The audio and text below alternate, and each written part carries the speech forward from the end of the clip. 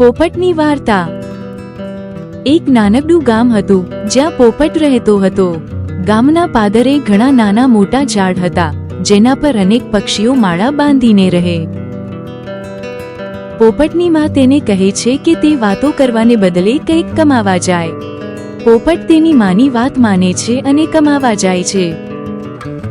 પોપટ ચાલતા ચાલતા એક સરોવર પાસે આવે છે જ્યાં તે એક આંબાડાળે લૂમે ઝૂમે લટકતી કાચી પાકી કેરીઓ જોઈ લે છે। પોપટ આંબાડાળે રહેવા લાગે છે અને તેને રોજ મીઠી કેરીઓ ખાવાનું અને સરોવરનું ઠંડુ પાણી પીવાનું ગમે છે। એક દિવસ પોપટ આંબા નીચેથી એક ગાયોનો ગોવાળ પોતાનું ધણ લઈને નીકળે છે। પોપટ તેને મળે છે અને તેને પોતાની માને સંદેશો આપવા કહે છે। પોપટની વાર્તા અહીં સમાપ્ત થાય છે જ્યાં તે તેની માને સંદેશો આપવા માટે ગાયોના ગોવાળને મળે છે। પોપટ તેની નવી મિત્રતા અને સાહસિક પ્રવાસથી ખુશ છે।